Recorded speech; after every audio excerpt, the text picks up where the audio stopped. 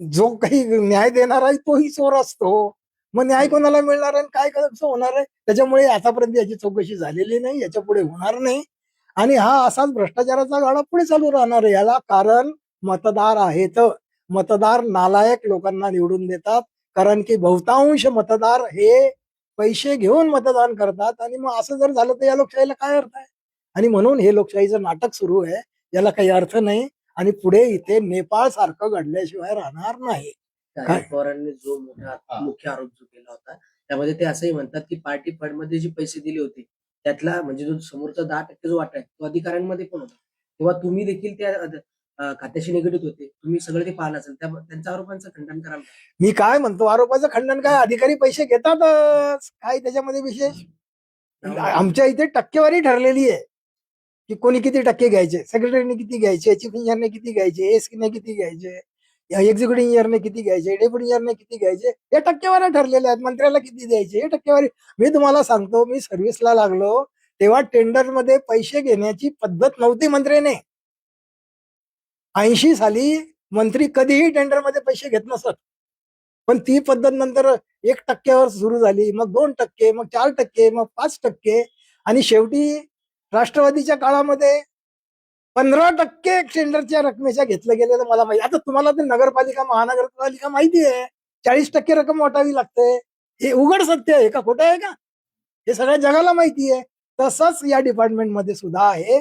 आणि मी तुम्हाला सांगतो, जर हे जे काही मोठे मोठे महामार्ग झालेले आहेत ना, यांच्या जर माझ्या सारख्याला चौकशी करायला सांगितलं ना, तर यांचे सगळे क्वालिटी कंट्रोल तपासून, यांचे सगळे एस्टिमेट तपासून, सिंचन घोटाळ्याच्या पेक्षा 10 पट घोटाळा महामार्गांमध्ये झालेला हे सिद्ध होऊ शकतं.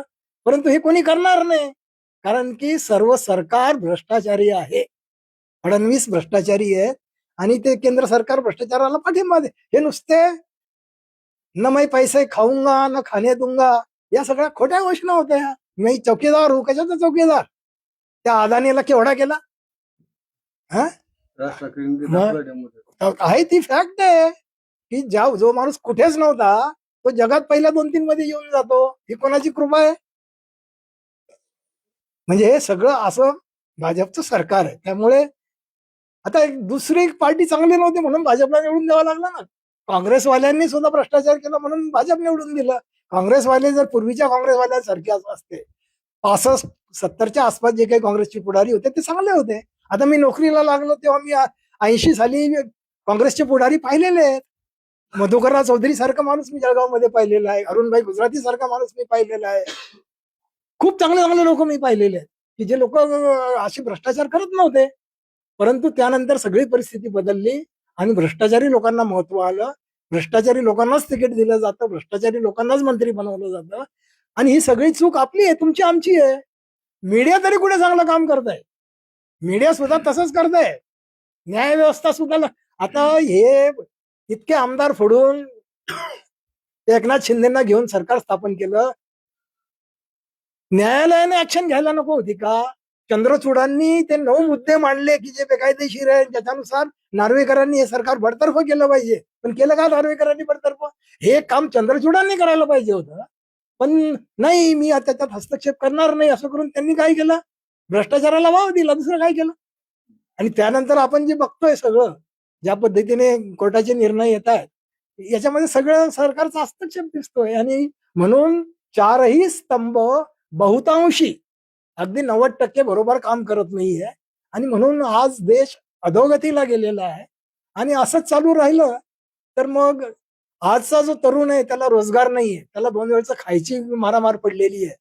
आज 20-20, 15-15 हजाराच्या नोकरीवर ग्रॅज्युएट, पोस्ट ग्रॅज्युएट लोक काम करतायत. शिपायाच्या नोकरीसाठी पीएचडी झालेले लोक अर्ज करतायत.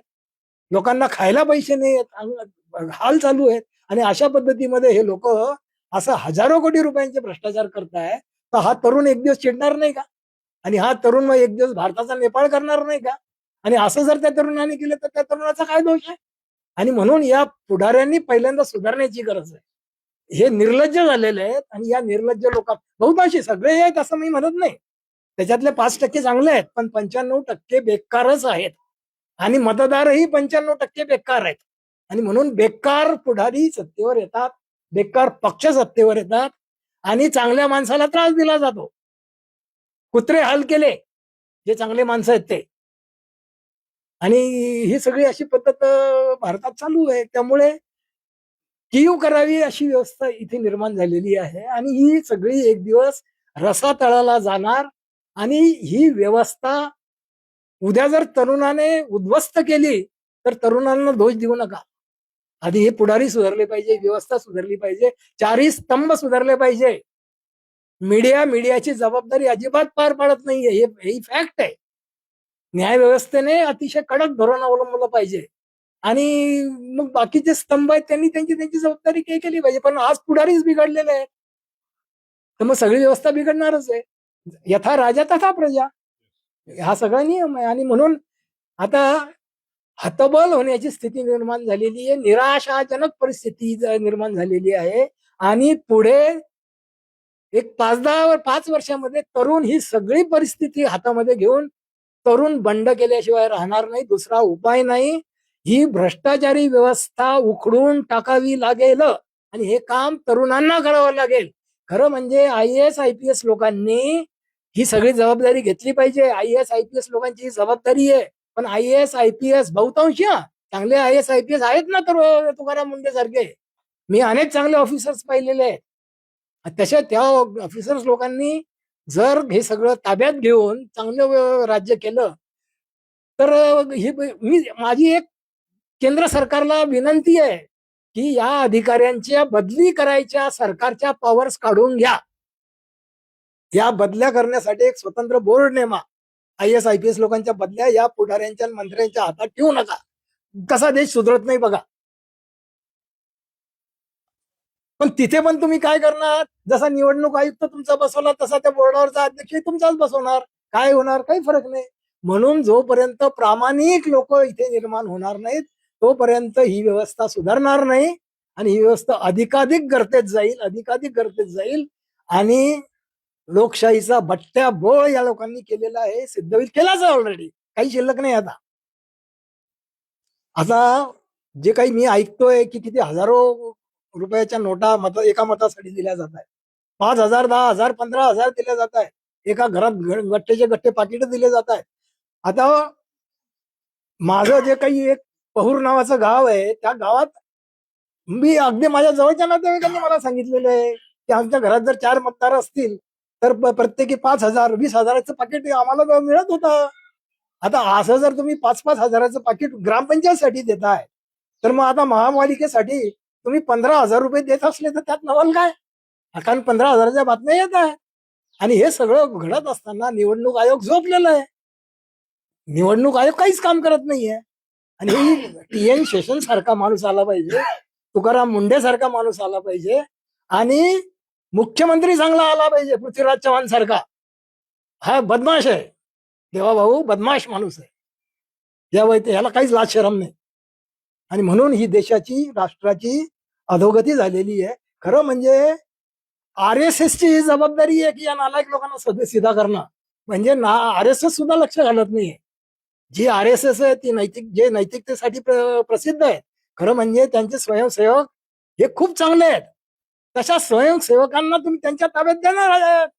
जे भाई वैद्य सारखे जर मंत्री झाले तर कशाला भ्रष्टाचार होईल?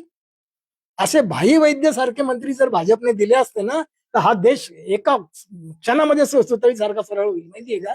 पण हे काम RSS ने केलेलं नाही. हे काम मोहन भागवतांनीही केलेलं नाही. आणि त्याच्या उलट अजित दादा सारख्या माणसांना, आता तुम्ही बघा ना त्यांच्या शेजारी कोण कोण बसलेलं असतं. अशोक चव्हाण असतात, छगन भुजबळ असतात. कोण नाही नावं घेतले तर 25 नावं निघतील. प्रफुल्ल पटेल असतात. आता हे सगळे काय, हे काँग्रेसचे बदमाश सगळे. आता बीजेपी शिल्लक कुठे राहिलं? सगळे काँग्रेसचे तर पुढारी येते. म्हणजे बीजेपी राहिलीच नाही, ते काँग्रेसमय झालेली आहे.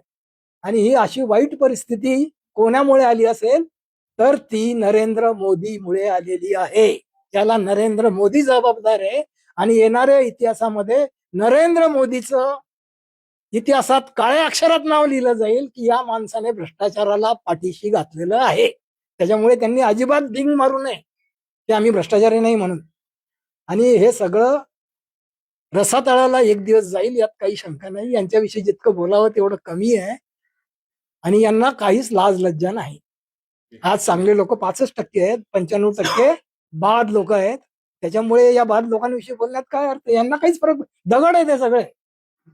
यांना कितीही तुम्ही हे केलं ते सुधारणार नाही. थँक्यू.